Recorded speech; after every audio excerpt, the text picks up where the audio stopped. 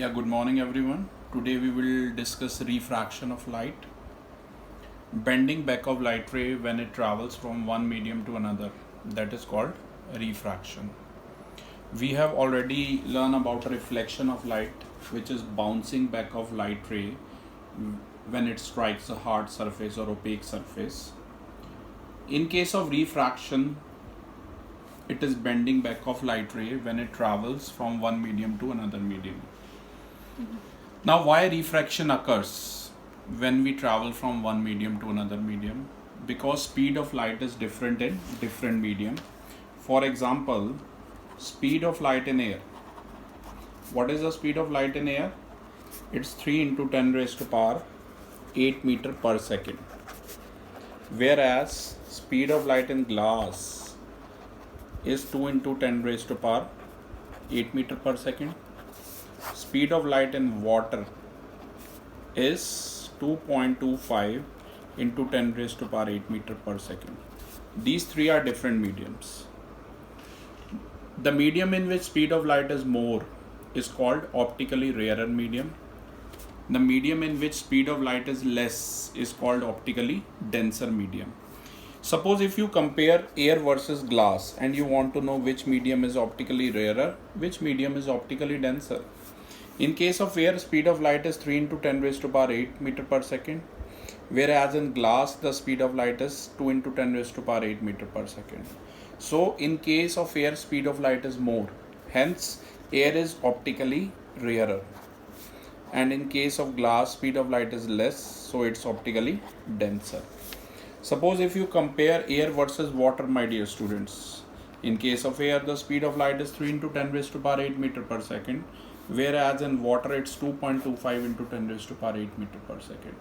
So clearly air में ज़्यादा है speed of light water के comparatively, तो air is optically rarer medium and water is optically denser medium. Don't shake that camera a lot. Next we have is water versus glass. My dear students, in case of water the speed of light is 2.25 into 10 raised to power 8 meter per second, whereas in glass it's 2 into 10 raised to power 8 meter per second. तो water में बेटा ज़्यादा है, तो water is optically rare medium and glass is optically denser medium. Now a one marker comes in examination which says that why refraction occurs. Refraction occurs because the speed of light is different in two different mediums. जब भी light रे एक medium से दूसरे medium में travel करती है तो कभी ये बेंड बैक करती है टुवर्ड्स द नॉर्मल और कभी मूव बैक करती है अवे फ्रॉम द नॉर्मल. अब ऐसा कैसे होता है ये मैं आपको समझाता हूँ. सपोज कीजिए पहला एग्जांपल जिसमें लाइट रे ट्रैवल कर रही है एयर से ग्लास में. यहाँ पर हमें एक रेक्टेंगुलर ग्लास स्लैब लेनी है. Light ray is travelling from air to glass and it will, as it move from this AO is the light ray which is entering from air. ये normal है पहला. तो ये अगर सेम ही medium होता तो बेटा ऐसे स्ट्रेट चली जाती. But we have two different mediums and light is entering from air to glass. Optically rare air is optically rare here and glass is optically denser here because the speed of light in case of air is more than that of glass. तो light कहाँ move कर जाएगी बेटा? Towards the normal move कर जाएगी, right. Second जो case है आप देख सकते हैं उसमें लाइट रे ग्लास से एयर में जा रही है. यहाँ पर ग्लास बेटा ऑप्टिकली डेंसर मीडियम है और एयर ऑप्टिकली रेयरर मीडियम है. तो जब भी डेंसर मीडियम से रेयरर मीडियम में जाएगी यानी कि ग्लास से एयर में जाएगी तो away from the normal move कर जाएगी. देखिए अगर मीडियम सेम होता तो ये रे एओ जो है ये सीधी जाती, पर ये सीधा जाने की बजाय ऐसे हो जाएगी, ओ बी हो जाएगी. तो शॉर्ट टर्म में मैं बताऊं क्लास कि अगर एयर से ग्लास में लाइट रे जाती है ऑप्टिकली रेयरर मीडियम से डेंसर मीडियम में जाती है तो टुवर्ड्स द नॉर्मल शिफ्ट करती है, और अगर डेंसर से रेयरर मीडियम में जाती है तो away from the normal shift करती है. थर्ड जो केस है मैं आपको ड्रॉ करके भी दिखाऊंगा, पर पहले मैं उसका डायग्राम दिखा देता हूँ. थर्ड केस में ध्यान से देखिए, light ray is travelling from air to glass and then from glass to air. काफ़ी इंपॉर्टेंट क्वेश्चन है ये. रे डायग्राम क्लास 10th में अक्सर पूछा जाता है. Draw the diagram for a ray of light travelling from optically rare medium to denser medium and then from denser to rarer medium. तो ध्यान से देखिए, पहला नॉर्मल है N1 N2, ये पहली इंसिडेंट रे है AB, क्योंकि ये एयर से ग्लास में जा रही है। एयर ऑप्टिकली रेयरर मीडियम है, ग्लास ऑप्टिकली डेंसर मीडियम है। जब रेयरर से डेंसर में जाएगी तो टुवर्ड्स द नॉर्मल, ये देखिए BC, it is towards the normal. ये अगर सेम मीडियम होता तो ऐसे स्ट्रेट चली जाती, जो डॉटेड लाइन से रिप्रेजेंट की गई है, but it will be refracted back along the normal, towards the normal, towards the normal ये बेंड बैक हो जाएगी। और अब यहाँ पर ये जो रे है BC, ये डेंसर मीडियम में है, डेंसर से रेयरर में जा रही है, तो away from the normal shift होगी। यहाँ ध्यान से देखिए, रे ऐसे सीधी नहीं जा रही, CD is away from the normal.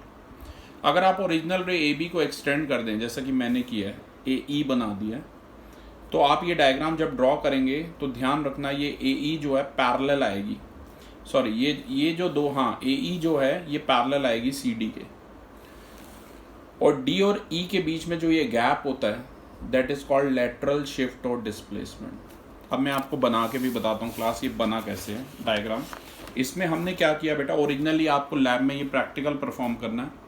ये बनाना कैसे, एक ड्राइंग बोर्ड लेना है, उस पर A4 साइज शीट लगानी है, फिर ग्लास स्लैब मैं आपको दूंगा, ग्लास स्लैब का ऐसे बाउंड्री ड्रॉ कर लेनी है, फिर ग्लास स्लैब हटा देनी है। ये पहला नॉर्मल बनाना है N1 N2।